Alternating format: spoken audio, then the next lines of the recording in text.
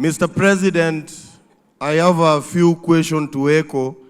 And first of all, this is the only chance I've gotten as a comrade to advise you that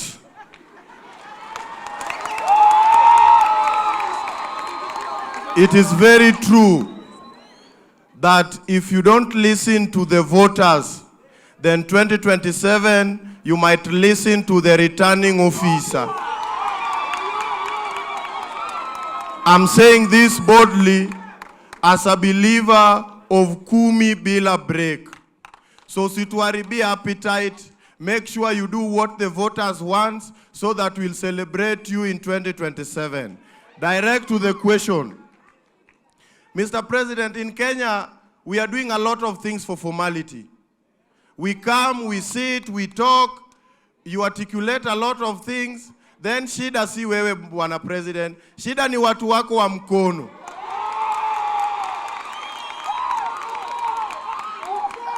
Bwana President, watu wanasema unatenga lakini hautengi. Shida ni watu wa mkono. Ita watu wako wa mkono kwa ofisi na uwapange. Ya pili sir, we are having youth-driven organization across Kenya. And we are still depending on grants and funds from other counties and overseas. Yet the government is having a lot of money. We are also pleading that we can have a platform where a youth-led organization can apply for grants from the Kenyan government.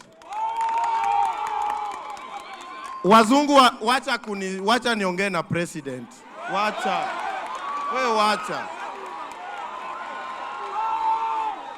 Bwana President, pesa iko kwa serikali yetu ya Kenya and Kenya is very rich. Wazungu wanatuona kama omba. Yet there is a lot of money from the Kenyan government. If there are youth-led organizations that are doing youth programs, mtupe hizi pesa ili youth wapate kazi at the ground level. Ya mwisho Bwana President, mimi kama the Dean of Comrades, sisi tunaona umempower sana watu wa secondary. Unawapea free food primary hapo Nairobi. Unadhani sisi comrades tumeshiba?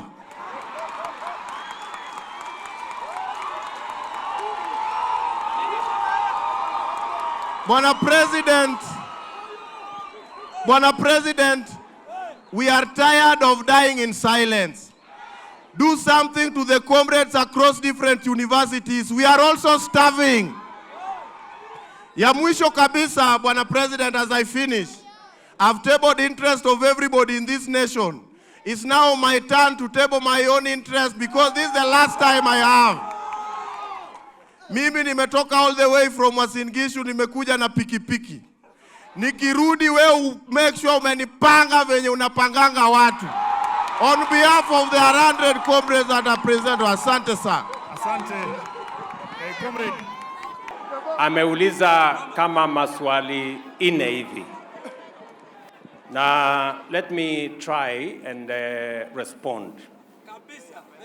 I agree with you, my brother Kasa, that ultimately the people of Kenya will make a decision. And the people of Kenya ultimately are the sovereign. They will make a decision on what kind of leaders they have based on whatever program those leaders have. Just I want to, the same way you have advised me, I want to tell you that as Kenyans, this is our country, and this country can be a wonderful place. I believe in Kenya. Kenya is a great country, the same way you believe in Kenya. You have said Kenya has a lot of resources, and I agree with you. It is our responsibility to make this country greater. But for us to do it, we must have a plan. And we must have an actionable plan. We have been talking in Kenya for years. Listen, housing program was in the NAC manifesto. It was never implemented.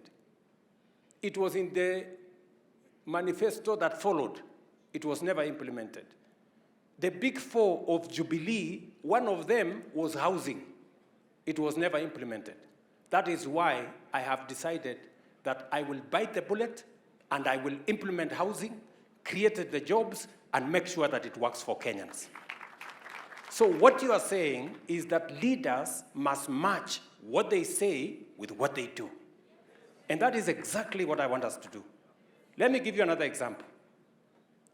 Universal health coverage was a program under the coalition government, where my good brother Anyang' Nyong'o was the Minister for Health.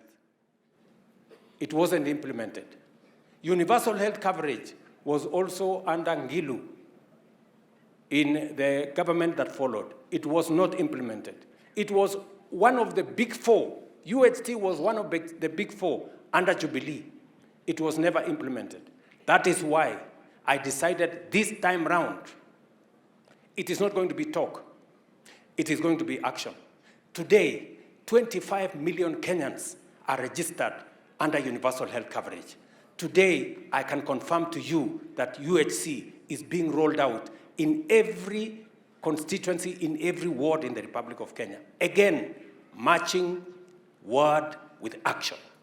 And that is why I agree with you that we must get everybody to match what they say with what they do. And that is how leaders will be judged. When the time comes, judge every leader on account of their performance. What have they done? What difference have they made in Kenya? Not what community they come from, not what religion they profess, not all the other considerations, because our destination is to transform Kenya and to change our country for the better. Let me just respond to you on one matter which you said. For how long are young people or Kenyans going to apply for grants from foreign governments and foreign organizations and foreign NGOs? I agree with you.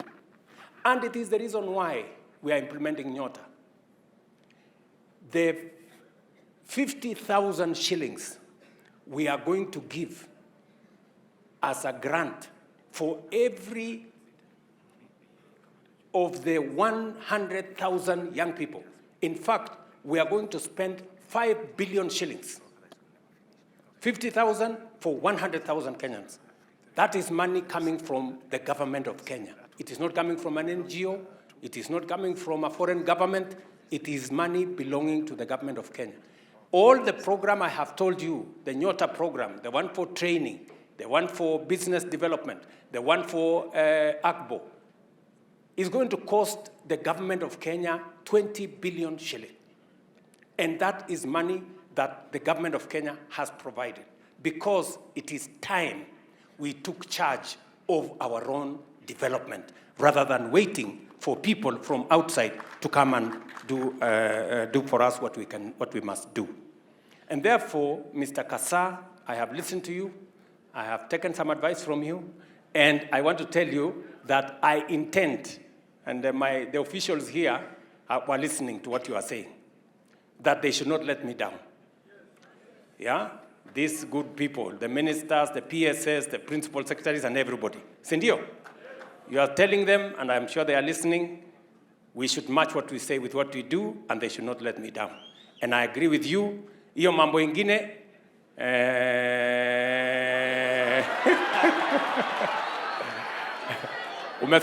umesema umefikaje hapa? Na pikipiki. So unataka kurudi aje?